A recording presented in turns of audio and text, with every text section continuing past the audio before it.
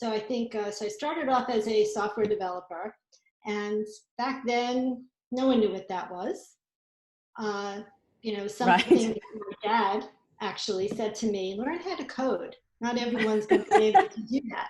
And because he was a coder, right? Uh-huh. He was working with the big computers that took up, warehouses and stuff. No one Mm-hmm. understood that at the time, especially a woman, right? Forget Right. it. Like Right. it was all geeky stuff then. And I did like Star Trek though. Anyway, I listened to him. So that was Mhm. like the first lesson learned, right? Mhm. Listen to your dad. Now, if it's not your dad, have someone that you trust, who knows you really well, Mhm. and, take their advice, especially when you're starting out. They Mhm. probably have a bit more sage advice and experience.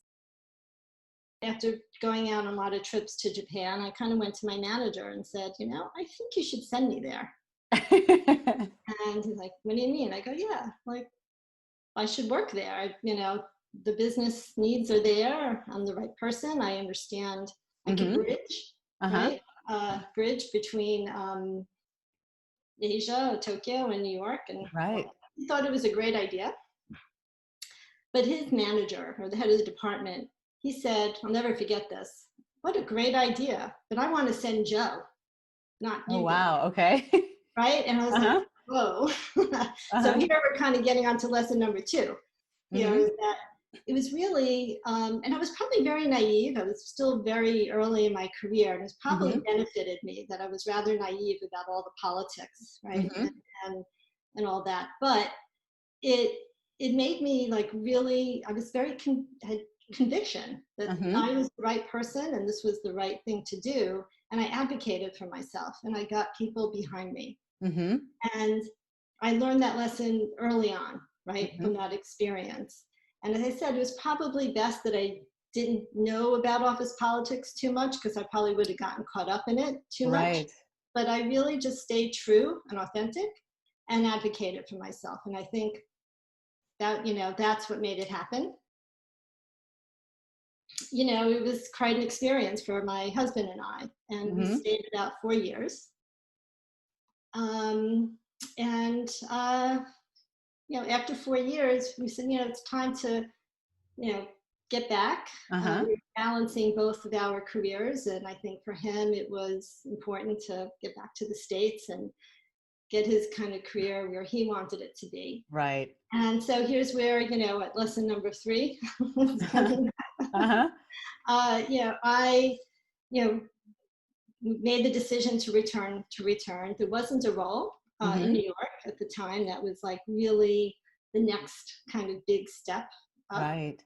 But I built a lot of what I call credit in the bank. Right, Mhm. I delivered a lot. I put the Tokyo IT and technology office and teams on the map as part of a global, Mhm.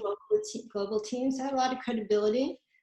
I also trusted the relationship that I had with Mhm. the CIO who I worked for that will, figure something out. Mhm. And that was pretty, unnerving, right? We moved back. I took on, certain projects. Mhm. Didn't really have like a real home role yet. Mhm. But, after 6 months, I got a really big job step up in my Mhm. career. And so I think the thing to take away from there is to have some patience, Mm. right? Yeah. And there were certain things, certain ground rules that I thought were important during that transition. Mhm. Right? One was, I wanted to stay part of the technology leadership team, Mhm. right? I felt that was essential, right? Even Right. though the things I was doing may not have been the big scope, large organizations, but Mhm. it was, definitely a transition. Mhm. And I needed to have my profile, right? Kind of Mhm. up there. I didn't want to lose the profile I had gained, Right. over, the prior period of time. Mhm. So, you have to like, bring that to the table pretty Mhm. transparently, right? Right. But also, understand, okay, then it may take some time, right? You can't Mhm. be so demanding, right? Right. But you have to let people know what your kind of baseline is going to be. And then, the last lesson I do want to impart is sort of the next thing that happened. And then take a break and you could ask some more questions. Certainly. But, a couple of years into that, we were approaching kind of the first .com, right? Tech, industries are emerging. And the tech division at Goldman was several thousand people globally. It was very large. Goldman wasn't yet really known, right? It was if you were a banker or a trader. Right. Of course, you would know Goldman, but not like today. Right. And we were having a lot of trouble retaining and attracting tech talent. And it was at a very critical time for the division where we were bringing in new tools and architecting new, new technology. We needed new skills. Right. And so the CIO asked me and some other colleagues to help solve this problem. Right. So just to, we ended up creating a career pathing framework, with the help of some consultants, but it was kind of a new idea. And it was pretty, we implemented it. It was a way to tell people interested in technology what kind of career, right? And the different kinds of careers you could have at an investment bank, right?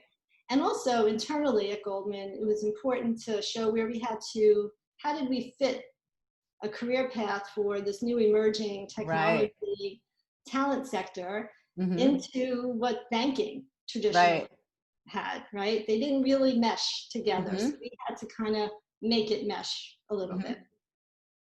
And so we implemented it, and that was it. I went back to my, day job.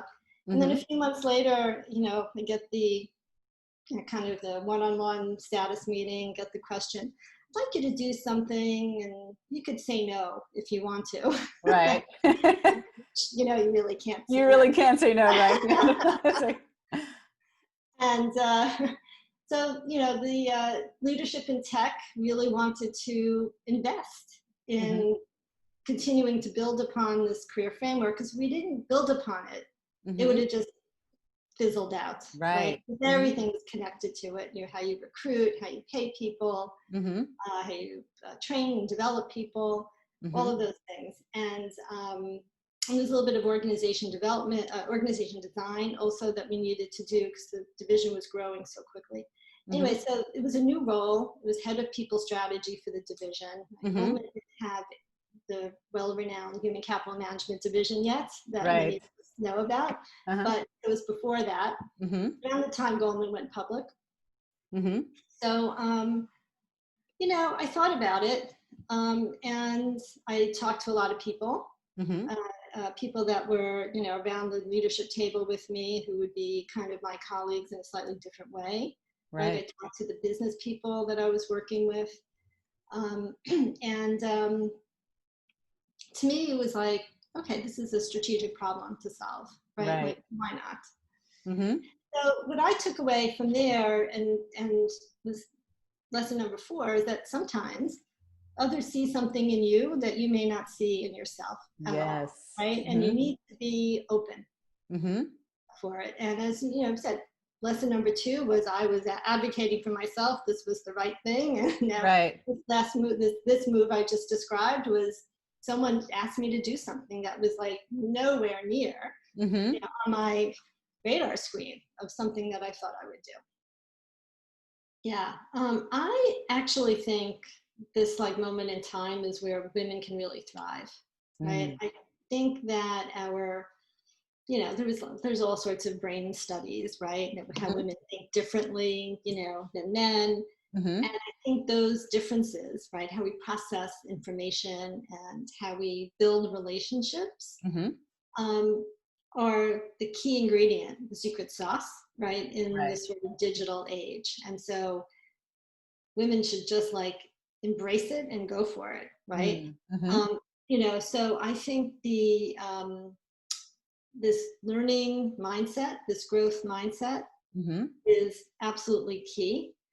And, kind of goes back to how we were talking, our conversation, right? How do you always learn, right? Understanding where you need to stretch is a learning moment, right? So I think that that's number one. That's really, really key. But to contextualize it in a little bit more in this digital age, Mm-hmm. and this is about, things change. The pace of change is so quickly. It's Right. so quick, right? So you need to stay on top of it.